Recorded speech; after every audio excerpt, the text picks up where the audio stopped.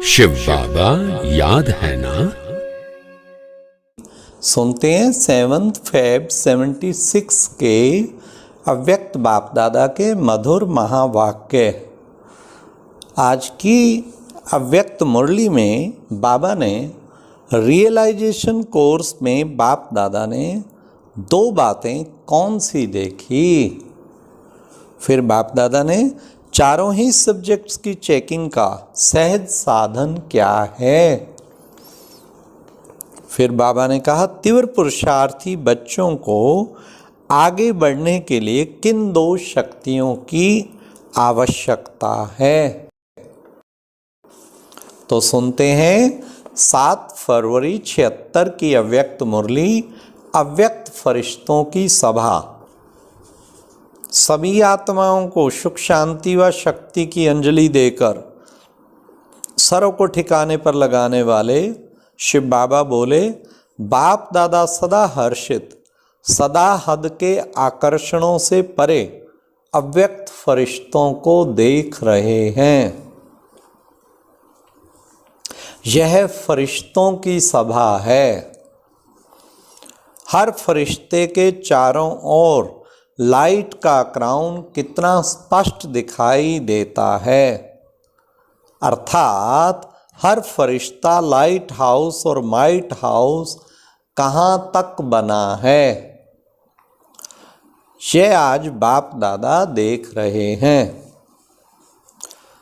जैसे भविष्य स्वर्ग की दुनिया में सब देवताएं कहलाएंगे, वैसे वर्तमान समय संगम पर फरिश्ते समान सब बनते हैं, लेकिन नंबरवार। जैसे वहाँ हरेक अपनी स्थिति प्रमाण सतो प्रधान होते हैं, वैसे यहाँ भी हर पुरुषार्थी फरिश्तेपन की स्टेज को प्राप्त जरूर करते हैं।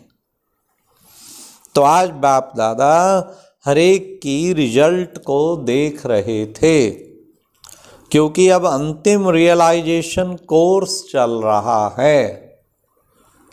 रियलाइजेशन कोर्स में हरेक अपने आप को कहाँ तक रियलाइज कर रहे हैं। तो रिजल्ट में 2 विशेष बातें देखी। वह कौन सी 2 बातें जो आज बाबा ने रियलाइजेशन कोर्स की रिजल्ट बता रहे हैं। हर एक किस पोजीशन तक पहुंचे हैं। अपोजिशन ज़्यादा है अथवा पोजीशन की स्टेज ज़्यादा रहती है, पहला तो ये। और दूसरा, पुरानी देह और पुरानी दुनिया से स्मृति को कहाँ तक ट्रांसफ़र किया है। साथ साथ ट्रांसफ़र के आधार पर ट्रांसपेरेंट कहाँ तक बने हैं। चारों ही सब्जेक्ट्स में कहाँ तक प्रैक्टिकल स्वरूप बने हैं। बाप दादा के तीनों स्वरूप साकार, आकार और निराकार द्वारा ली हुई पालना और पढ़ाई का रिटर्न कहाँ तक किया है। आदि से अब तक जो बाप दादा से वायदे किए हैं, उन सब वायदों को निभाने का स्वरूप कहाँ तक है। जितना कायदा उतना फायदा उठाया है। ऐसी चेकिंग हरेक अपनी करते हो। चारों ही सब्जेक्ट्स की चेकिंग का सहज साधन क्या है। सहज साधन क्या है? आपकी गाई हुई महिमा से सिद्ध हो जाता है। वह महिमा जानते हो? वह कौन सी महिमा है जिससे ही चारों ही सब्जेक्ट्स चेक कर सकते हो? वह महिमा तो सबको याद है ना। क्या महिमा? सर्वगुण संपन्न, 16 कला संपूर्ण, संपूर्ण निर्विकारी। इन चारों ही बातों में चारों ही सब्जेक्ट्स की रिजल्ट आ जाती है। तो यही चेक करो इन चारों ही बातों में संपन्न बने हैं। अब तक 16 कला बने हैं, वह 14 कला तक पहुंचे हैं। सर्वगुण संपन्न बने हैं या गुण संपन्न बने हैं, अर्थात कोई कोई गुण धारण किया है। सब मर्यादाएं धारण कर मर्यादा पुरुषोत्तम बने हैं, संपूर्ण अहिंसक बने हैं। संकल्प द्वारा भी किसी आत्मा को दुख देना व दुख लेना, यह भी हिंसा है। संपूर्ण अहिंसक अर्थात संकल्प द्वारा भी किसी को दुख ना देने वाला। ये बाबा ने संपूर्ण अहिंसक का बताया, संकल्प द्वारा भी किसी को दुख ना देना। अब पुरुषोत्तम का अर्थ भी सुनिए। पुरुषोत्तम अर्थात हर संकल्प और हर कदम उत्तम अर्थात श्रेष्ठ हो, साधारण ना हो, लौकिक ना हो और व्यर्थ भी ना हो। ऐसे कहाँ तक बने हैं? बाप दादा ने क्या देखा? अब तक विशेष 2 शक्तियों की बहुत आवश्यकता है। वह कौन सी है जी बाबा? बताइए तो सुनिए बाप दादा क्या कहते हैं। एक स्वयं को परखने की शक्ति और दूसरी स्वयं को परिवर्तित करने की शक्ति। इन दोनों शक्तियों के रिजल्ट में जितना तीव्र पुरुषार्थी तीव्र गति से आगे बढ़ना चाहते हैं उतना बढ़ नहीं पाते हैं। हाँ, इन दोनों शक्तियों की कमी के कारण ही कोई ना कोई रुकावट गति को तीव्र करने नहीं देती है। बाबा ने 2 शक्तियों की कमी बताई जो ये आगे नहीं बढ़ने देती। कौन सी? एक स्वयं को परखना और दूसरा परिवर्तित करना। दूसरे को परखने की गति तीव्र है, दूसरे को परिवर्तन होना चाहिए, यह संकल्प तीव्र है। इसमें पहले आपका पाठ पक्का है। जहां पहले मैं होना चाहिए वहां पहले आप है, और जहां पहले आप होना चाहिए वहां पहले मैं है। तीसरा नेत्र जो हरेक को वरदान में प्राप्त है, उस तीसरे नेत्र द्वारा जो बाप दादा ने कार्य दिया है उसी कार्य में नहीं लगाते। तीसरा नेत्र दिया है रूह को देखने, रूहानी दुनिया को देखने के लिए, वह नई दुनिया को देखने के लिए। उसके बदले जिस्म को देखना, जिस्मानी दुनिया को देखना, इसको कहा जाता है यथार्थ रीति कार्य में नहीं लगाया है। इसलिए अब समय की गति को जानते हुए परिवर्तन शक्ति को स्वयं प्रति लगाओ। समय का परिवर्तन ना देखो लेकिन स्वयं का परिवर्तन देखो। समय के परिवर्तन का इंतजार बहुत करते हो, स्वयं के परिवर्तन के लिए कम सोचते हो, और समय के परिवर्तन के लिए सोचते हो कि होना चाहिए। स्वयं रचयिता है, समय रचना है।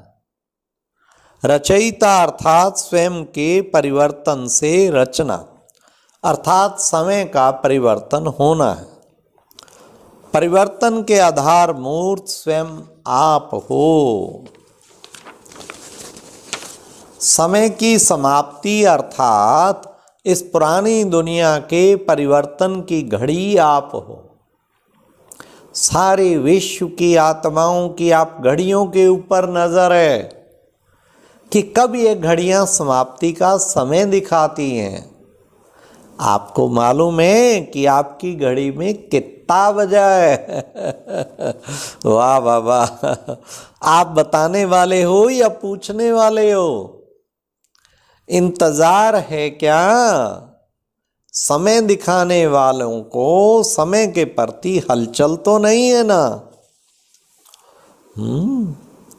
हलचल है अथवा अचल हो, क्या होगा, कब होगा, होगा या नहीं होगा, ड्रामा अनुसार समय प्रति समय हिलाने के पेपर्स आते रहे हैं और आएंगे भी। जैसे वृक्ष को हिलाते हैं ना, तो निश्चय की नींव अर्थात फाउंडेशन को हिलाने के पेपर्स भी आएंगे।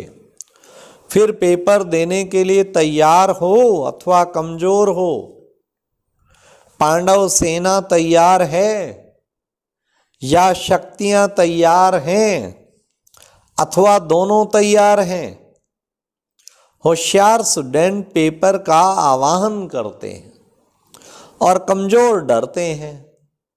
तो आप कौन हो? अब सुनिए बड़े ध्यान से। निश्चय बुद्धि की निशानी यह है कि वह हर बात व हर दृश्य को निश्चित जानकर सदा निश्चिंत होगा। क्यों, क्या और कैसे की चिंता नहीं होगी। फरिश्तेपन की लास्ट स्टेज की निशानी है सदा शुभ चिंतक और सदा निश्चिंत। रियलाइजेशन कोर्स में स्वयं को रियलाइज कराओ और अब अंतिम थोड़े से पुरुषार्थ के समय में स्वयं में सर्व शक्तियों को प्रत्यक्ष करो। प्रत्यक्षता वर्ष मना रहे हो ना, बाप को प्रत्यक्ष करने से पहले स्वयं में जो स्वयं की महिमा सुनाई, इन सब बातों की प्रत्यक्षता करो, तब बाप को प्रत्यक्ष कर पाएंगे। यह वर्ष विशेष ज्वाला स्वरूप अर्थात लाइट हाउस और माइट हाउस स्थिति को समझते हुए इसी पुरुषार्थ में रहो। विशेष याद को पावरफुल बनाओ, ज्ञान स्वरूप के अनुभवी बनो।